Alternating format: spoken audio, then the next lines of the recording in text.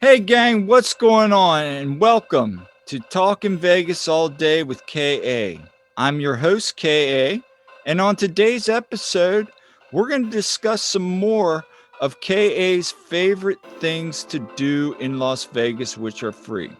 You know, gang, I've had such a fun time doing the last episode, talking about some of the fun things that myself and even JA, when she's along with me, like to do, that I thought I'd do another one. So, before we get started, make sure to hit that like button, click subscribe, and punch that notification bell so you can get up to date information when we drop new episodes each week. And also make sure to follow the podcast on Apple, Spotify, and other major platforms.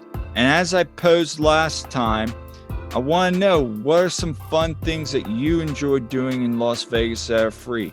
Maybe there were some things that I'm not going to cover today or even the last episode you enjoyed doing that maybe we haven't done when we've traveled to Vegas. So we'd love to know about that. So let's go ahead and get started on Talking Vegas All Day with KA. Let's go to Vegas, baby. Let's go tonight. Right now. Let's go to Vegas. We'll stay up all night. Let's go to Vegas. Let's get away.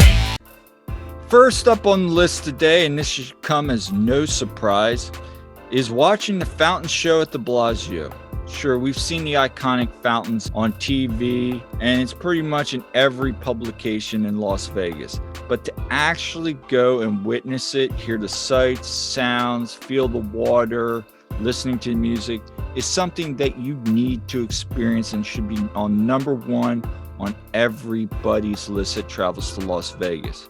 It was designed by Steve Wynn, and the 8-acre man-made lake, which has choreographed water featuring performances set to light and music.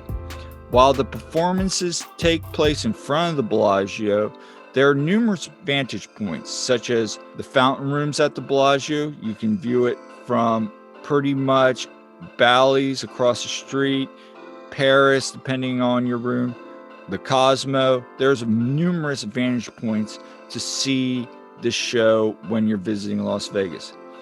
Typically, shows take place every 30 minutes in the afternoon, and from 8 p.m. to midnight, they occur every 15 minutes.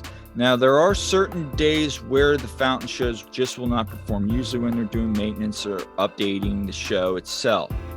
Fun fact, from 1998 to 2010, the fountains were the largest fountains in the world and has since been surpassed by the Dubai Bay fountains and the Okada Manila fountains.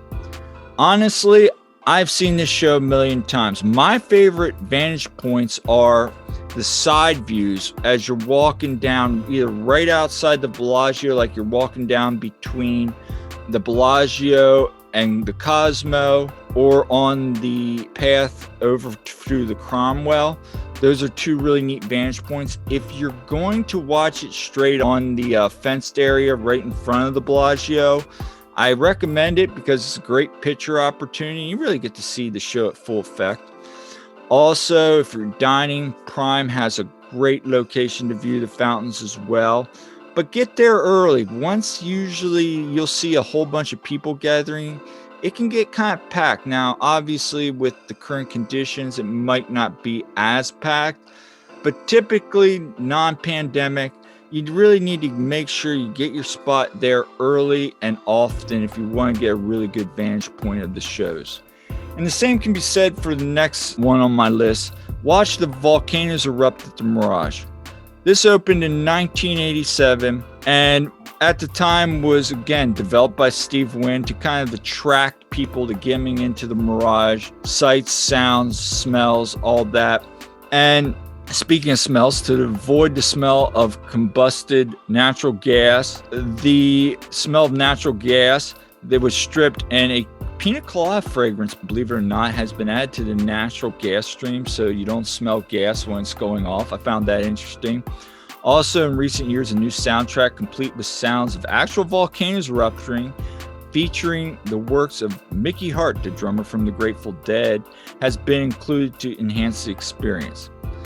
Generally, it's every weeknight, but currently, checking their website, they run every hour from 7 to 10, Thursday through Sunday. So basically, the weekend crowd will be able to see the volcanoes erupt. I've watched it. It's a really cool sight with the steam. See the water shooting up, the watercolors change with the lights, the volcanoes erupting. It's a unique experience, something definitely check out. Again, if you're gonna go see it and it's 6:55, you might want to get up there and get your place early. The best views for this show, honestly, are in front of the volcano. There's really no other way the Mirage is located on the drive. You can kind of get close to the side, but there's really no room. So get there early, get your seat.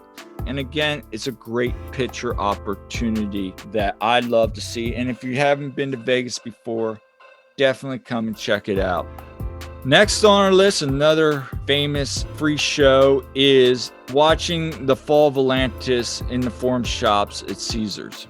It was completed in 1994 and it's located within the Forum Shops. Now, if you've ever been to the Forum Shops, it can be kind of a maze getting in and out, but if you can get to the area with the big fountains, there's actually 3 big fountains.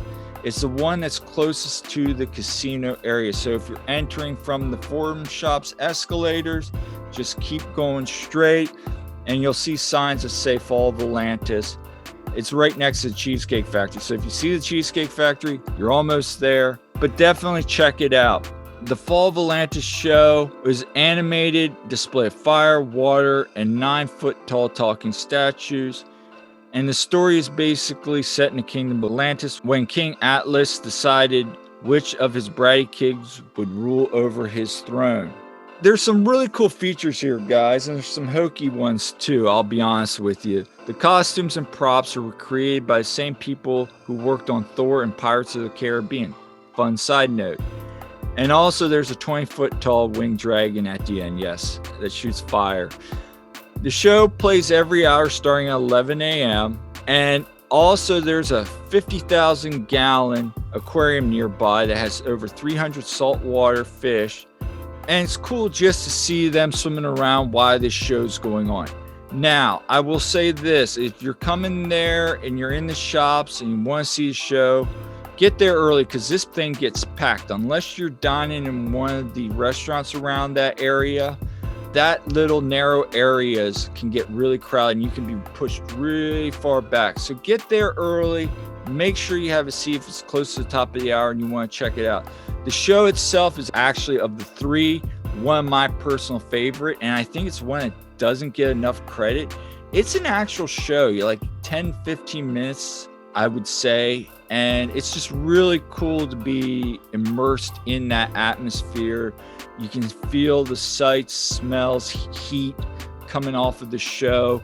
So definitely check it out. It's one of the more visually stunning shows, and for the price tag being free, it's definitely worth checking out. Next, check out the free shows. If you have a chance to go to Circus, definitely check out the free jugglers and trapezeists and acrobats on the Midway. It's been there since the show's opened, and fun fact, when it first opened way back in the day, they used to have live animals. Problem was the elephants kept pooping on the casino floor and some of the monkeys maybe were getting loose. I don't know, but it's a fun show. And again, I don't know how many of you are fans of Circus. I have no problems with it. Yes, it needs an update, but just to go see some fun acrobats while you're gambling, the Midway's great. Circus gets a bad rap. No, I would not stay there ever. But visiting, yeah, I've had good times. Drinks are strong there, won some money. Steakhouse is one of the greatest, but hey, you can go and see free acrobat shows from one of the longest permanent circuses in the world. So definitely check that out. And finally, and this is my last thing that personally Jay and I love to do, is walk the strip at night, people watch, tour the casinos. Why? Well, I think you can do a lot of cool things, compare and contrast casinos, especially if you've never been there. You can get some exercise, number one. But number two, you can kind of find casinos. So let's say you're staying at the Excalibur. All right. you can go tour and see the difference between the Excalibur and the Cosmo, which is night and day. You can find maybe new places that you want to visit, find new restaurants. Along that, you can see which casinos smell different. Believe it or not, guys, there is different scents pumped into each casino. You can find maybe great vantage points to see some fun people watching, and just maybe find some stores and restaurants that you normally wouldn't find or hear about that maybe just opened up, or some locals' favorites. So people watching, walking on the strip is one of my absolute favorite things to do, especially in the evening when it's not as hot. For those of you who play Pokemon Go, I enjoy catching Pokemon. There's tons on the strip. You can spend an entire evening just doing that. But again, that's one of my favorite things to do in all of Las Vegas, is walking downtown, which I talked about last episode, and walking on the strip in the evening here. Thoughts? Love to hear from you guys. Again, tell me some fun favorite things. I know I didn't cover everything. There's some other things on that list that I've seen on the internet that are free that I didn't get to, either A, because I'm just not into it, or B, I haven't experienced that. And I don't want to say I loved it and not gone to it. So give me some comments, things that you like doing. And as always, make sure to click like, hit subscribe on your way out the door, and also follow us on social media. We're on Twitter, Facebook, and Instagram. And listen to the pod as well if you can't listen on YouTube. So we'll see you next time on Talking Vegas All Day with me, K.A.